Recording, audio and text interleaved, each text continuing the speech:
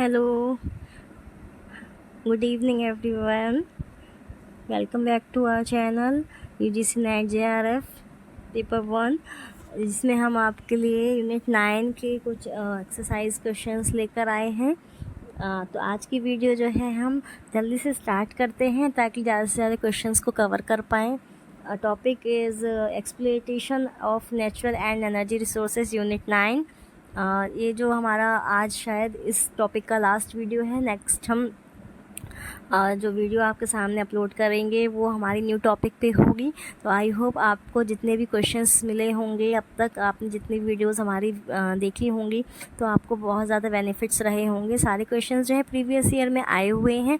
तो आपको जो है जो नेट का जो एग्ज़ाम आप जो देने वाले हैं कुछ टाइम बाद, उसके लिए सारे क्वेश्चन हेल्पफुल रहेंगे। और हमारी कोशिश यही रहती है कि हम ज़्यादा से ज़्यादा क्वेश्चंस को कवर करके आप तक पहुंचा सकें ताकि आपका जो एग्ज़ाम है, आपकी जो प्रिपरेशन है वो अच्छे से हो सके। चलिए तो स्टार्ट करते हैं आज की वीडियो। तो ये रहा हमारे सेशन का first question. CBD stand for. जो CBD है वो किसके लिए स्टैंड करता है? CBD।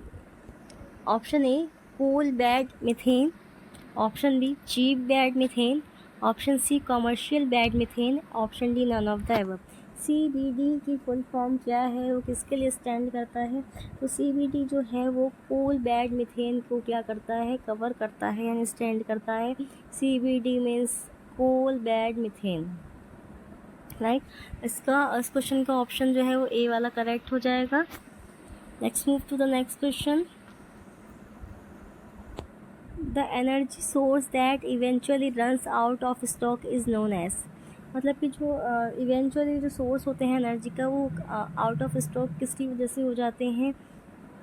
Option A renewable resources, non renewable, endangered resources, and option D none of the above.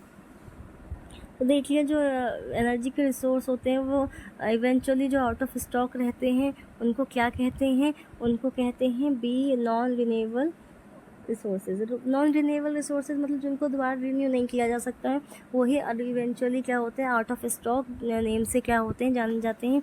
अगर एनर्जी के सोर्स को पूछा जाए कि आउट ऑफ स्टॉक के नाम से कौन से एनर्जी का सोर्स माना जाता है या जाना जाता है, तो नॉन रिन्यूएबल रिसोर्सेज होता है, क्योंकि उनको एक बार यूज़ करने के बाद दोबारा उनको रीयूज़ नहीं कर सकते हैं, उनको रिन्यू नहीं कर सकते हैं। तो ऑप्शन बी जो है राइट है।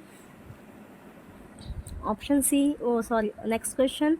विच country is the leader in the harnessing wind energy? Harnessing wind energy, जिससे मतलब विंड एनर्जी मतलब जो जितनी पवन चक्की वगैरह है जिनसे विंड से यानी हवा से जो एनर्जी जो है क्रिएट या प्रोड्यूस की जा रही है, तो कौन सी कंट्री लीडर है हार्शनिंग विंड एनर्जी के लिए? ऑप्शन ए है डेनमार्क, बी जर्मनी, सी इंडिया और डी USA।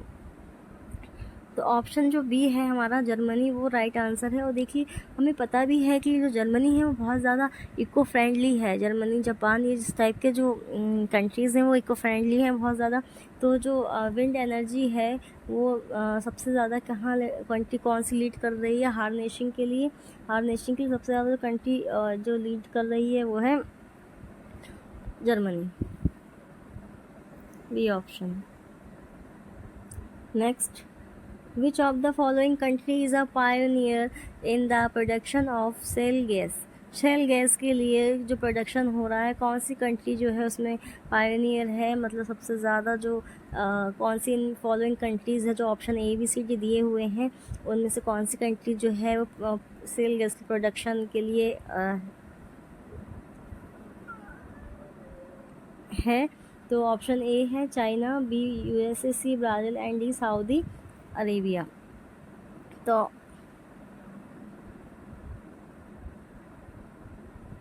आंसर दीजिएगा इसका।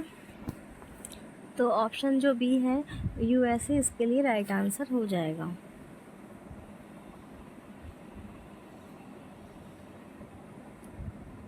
Next question is shale gas is basically entrapped in. Shale gas जो है किस में इंट्रैप्ट की जाती है? बेसिकली जनरली अगर बात करें शेल गैस की तो किस में इंट्रैप्ट रहती है?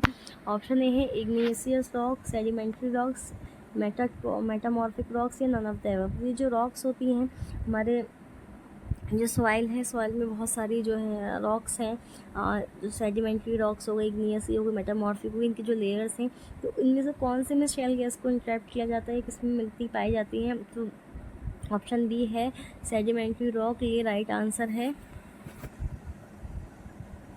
सेडिमेंट्री रॉक में शेल गैस इंट्रैप्ट रहती है, फाउंड की जाती है। चलिए मूव करते हैं नेक्स्ट क्वेश्चन की तरफ।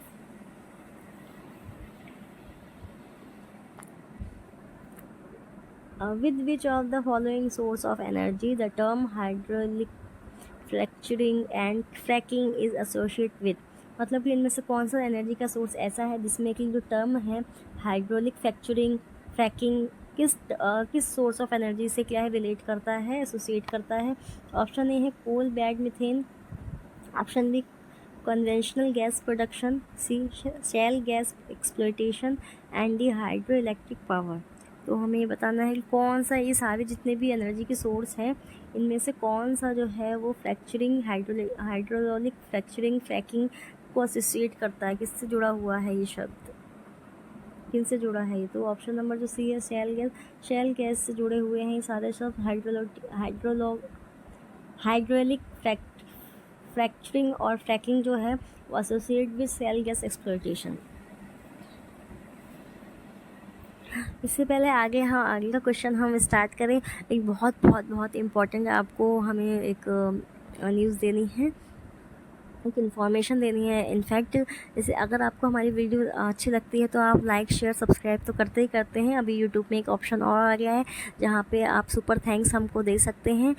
सुपर थैंक्स जो है $1-2 से लेके $50 तक का रहता है, जिसमें कि आप हमारे चैनल को जो है ज़्यादा से ज़्यादा जो है हाई लेवल पे पहुंचा सकते हैं, ज़्यादा से ज़्यादा उसको जो है सब्सक्राइब करें।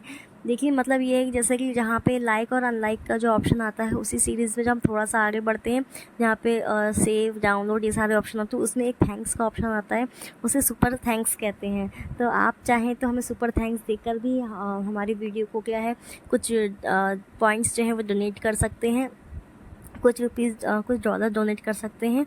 तो अगर आपको वीडियो अच्छी लगती है तो आप लाइक, सब्सक्राइब और शेयर करके सुपर थैंक्स भी हमको दे सकते हैं। ये बहुत इम्पॉर्टेंट इन्फॉर्मेशन है, ये ऑप्शन न्यू है, कुछ टाइम से यूट्यूब में इसको लॉन्च किया है। तो अगर वीडियो अच्छी लगे तो प्लीज़ हमें ज़्यादा से ज़्यादा सुपर थैंक्स दीजिएगा। Thank you so much. चलिए स्टार्ट करते हैं next question. Which of the following is a renewable source of energy? इनमें से कौन सा ऐसा सोर्स है एनर्जी का जो रीन्यू किया जा सकता है, रिन्यूएबल है, जिसको दोबारा फर्दर यूज़ कर सकते हैं, रीयूज़ कर सकते हैं?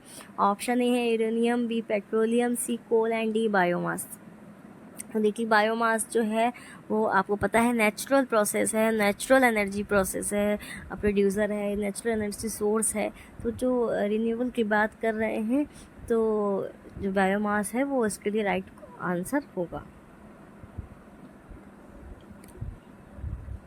Next question, which of the following element is used in the making of solar cells?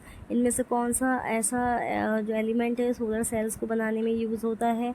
A platinum, B carbon, C silicon, D silver. तो सिलिकॉन जो है वो क्या करता है, सोलर सेल बनाने के लिए यूज़ होता है। जितने भी ये आपकी जो चिप्स होती हैं इनमें भी सिलिकॉन का यूज़ किया जाता है, सिलिकॉन चिप्स होती हैं, ठीक है ना। इस टाइप के मेटल से क्या करते हैं, सेमी मेटल्स होते हैं, सेमी कंडक्टर होते हैं, इनका ही यूज़ करके क्या किया जाता है, ये सारी चीज़ों का जो फॉर्मेशन किया जाता है।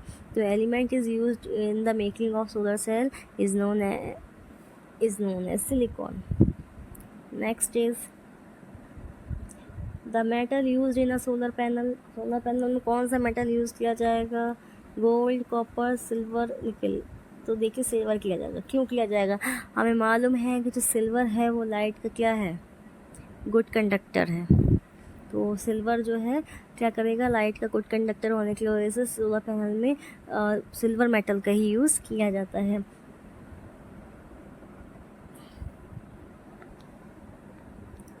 Next is which one of the following is a renewable sources? फिर से वही क्वेश्चन सेम, मगर यहाँ पे ऑप्शंस चेंज हैं। तो इन चीज़ों का हमें बहुत ध्यान रखना है अपने एग्ज़ाम देते टाइम कि बहुत से क्वेश्चन कंफ्यूजन वाले होते हैं जहाँ पे ऑप्शन सेम लगते हैं, बट हमें बहुत केयरफुली क्वेश्चन को भी रीड करना है और आंसर को भी। जैसे कि कुछ क्वेश्चन होते हैं जिसमें नॉट लगा होता है, is not true, is not right.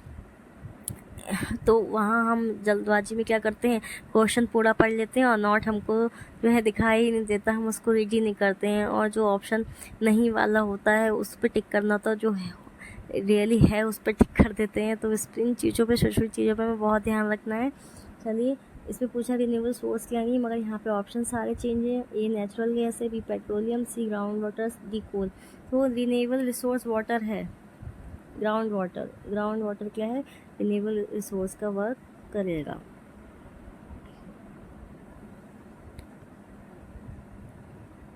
Next question, which of the chemical substance released into the environment while burning of fossil fuels can be led to acid rain।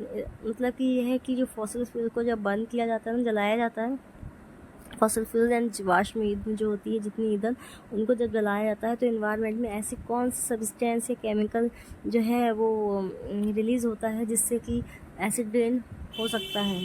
तो ऑप्शन ए है oxide of sulphur, option B oxide of carbon, option C oxide of nitrogen, D all of the above. देखिए, इस question को हम पहले भी read कर चुके हैं, प्रीवियस वीडियो में हमने इस क्वेश्चन से मिलता जुलता क्वेश्चन होता है, एसिड रेन किससे कॉज हो रहा है, उसकी सेम ही लगभग क्वेश्चन था, वही हमने पढ़ा था, डिस्कस किया था। तो ऑक्साइड्स ऑफ सल्फर था उसका आंसर। इसका भी हम देख लेते हैं, इसमें क्या है, सारे ऑप्शन सही हैं। क्यों सही हैं, इसको देखिए, हम एक बार डिस्कस करते हैं। इन्होंने कहा है फॉसिल फ्यूल से, तो oxide of sulphur, oxide of nitrogen, ये तो है ही हैं। तो क्या कर रहे हैं, एनवायरनमेंट को जो है एसिड रेन के लिए जो क्या कर रहे हैं, फोर्स कर रहे हैं। और ऑक्साइड ऑफ कार्बन इसलिए है क्योंकि जो कार्बन डाइऑक्साइड है ना, उसका परसेंटेज जब बढ़ रहा है तो वो ग्लोबल वार्मिंग बढ़ा रहा है, और कार्बन का ऑक्साइड, इसे कार्बन मोनोऑक्साइड गैस भी बनती है। तो क्या है, सभी चीज़ें एनवायरनमेंट में क्या कर रहे हैं, एसिड रेन को लीड कर रहे हैं, कॉज कर रहे हैं। तो ऑल द जो कुछ ऑप्शन हैं वो सभी करेक्ट हैं, all of the above. Next one is which of the following is not a biomass source. इनमें से ऐसा कौन सा ऑप्शन है जो बायोमास का सोर्स नहीं हो सकता। ए गोबर gas, C coal, B coal, C wood, और डी न्यूक्लियर एनर्जी। सेम ये भी क्वेश्चन हमने पहले रीड किया है, डिस्कस किया है अपने प्रीवियस वीडियोज़ में। तो न्यूक्लियर एनर्जी जो है वो बायोमास का सोर्स नहीं है।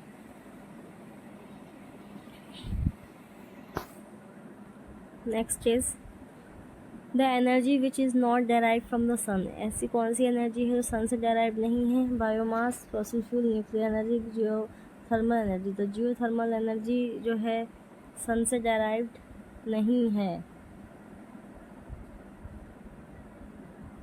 Option A, B, C, D कौन सा ठीक है, ये क्वेश्चन का आंसर आप कमेंट करके हमें बताइएगा, इससे योर होमवर्क, ठीक है ना।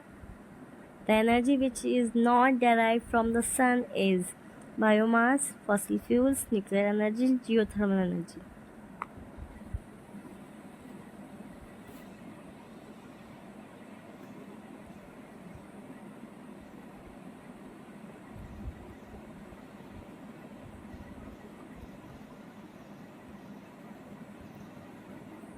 Next question is harmful radiation emitted by the sun. Sun के थ्रू कौन से हार्मफुल रेडिएशन होते हैं, विजिबल, इंफ्रारेड, अल्ट्रावायलेट या रेडियो वेव्स। तो सन से जो हार्मफुल जो रेज आती हैं वो यूवी रेज होती हैं, ultraviolet rays. UV rays 3 types की होती हैं, UVA,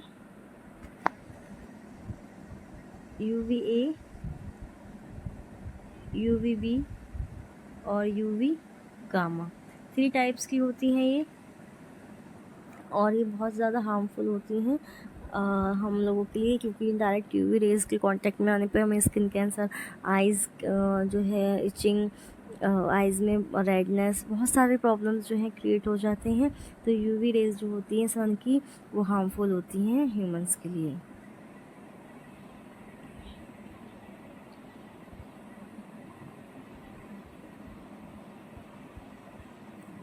next question, and this is the last question for our session. Fuel formed under the earth's surface by the decomposition of organic matter is called. उस fuel को हम क्या कहेंगे जो earth surface के नीचे जो है बहुत सारे ऑर्गेनिक मैटर्स जो है उनके डिकम्पोजिशन से बनी है, अपघटन से बनी हुई है, उन फ्यूल्स को क्या कहेंगे? Option A fossil fuels, B inorganic fuels, C biogas और D none of the above. देखिए आई थिंक इसका ऑप्शन जो इसका आंसर जो हम सभी को मालूम है, option A is the right answer. क्योंकि ऐसे फॉसिल फ्यूल, ऐसे जीवाश्म ईंधन जो अर्थ क्रस्ट के नीचे यानी कि पृथ्वी के सतह के नीचे जो है ऑर्गेनिक मैटर के अपघटन से बने हैं, उनको फॉसिल फ्यूल्स कहते हैं, उनको जीवाश्म ईंधन कहते हैं। तो ये आज के हमारे सेशन का लास्ट क्वेश्चन था। आई होप आपको वीडियो अच्छी लगी हो। अगर वीडियो अच्छी लगी है तो ज़्यादा से ज़्यादा सुपर थैंक्स देके हमारी वीडियो को लाइक कीजिएगा, चैनल पर नए हैं तो सब्सक्राइब कीजिएगा और वीडियो को शेयर कीजिएगा। Thank you for watching this video. Thank you so much guys. Bye bye.